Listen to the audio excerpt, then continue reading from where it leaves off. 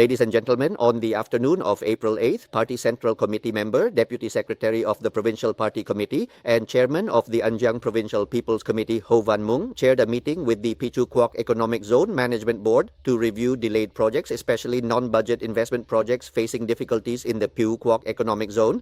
Vice Chairman Late Trung Ho and leaders of provincial departments, agencies and the Quoc Special District also attended. According to a report from the Quoc Economic Zone Management Board, to date, there are 322 valid investment projects in planned areas within the Quoc Economic Zone, covering a land area of approximately 10,558 hectares with a total investment capital of over 455,599 billion dong. So far, land has been allocated or leased to 161 projects, accounting for 50% of the project's granted investment policies. The total area of land allocated or leased is about 6,357 hectares, representing 60.21% of the area approved for investment policies. Out of the total of 322 projects, 126 projects or items have entered operation and construction, accounting for 39.13%. Although this percentage is not high in terms of quantity, in terms of actual efficiency, the contribution value is of strategic importance, creating breakthrough transformations and completely changing the urban and tourism landscape of Quoc. To continue improving the investment environment in the Quoc economy, the Quoc Economic Zone Management Board requested departments and agencies to strictly implement Directive Number 03 of the Provincial People's Committee on strengthening state management of non-budget investment projects in the Quoc Economic Zone. The coordination regulations for state management between the Quoc Economic Zone Management Board, provincial departments and agencies, and the Quoc Special District People's Committee under Decision Number 806 of the Provincial People's Committee. The Provincial People's Committee is considering delegating authority to the Quoc Economic Zone Management Board to continue land allocation, leasing and approval of land use rights transfer agreements for businesses and investors in the Quoc Economic Zone.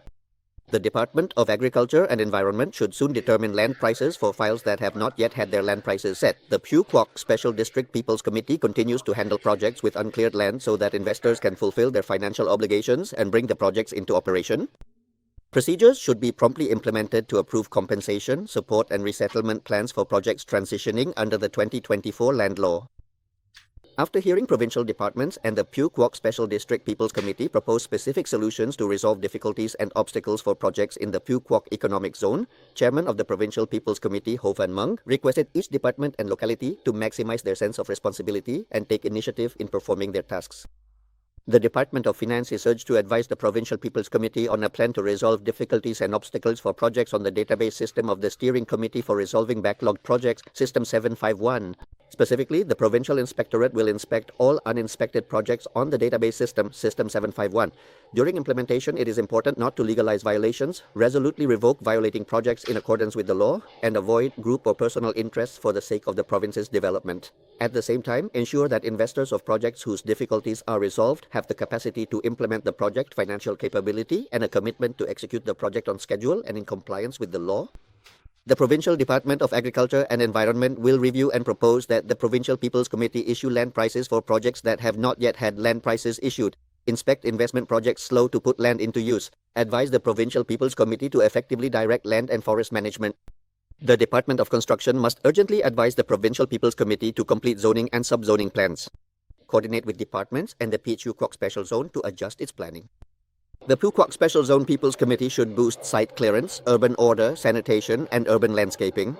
The Provincial and Quoc Economic Zone Management Boards will lead coordination with departments and localities to finalize state management regulations.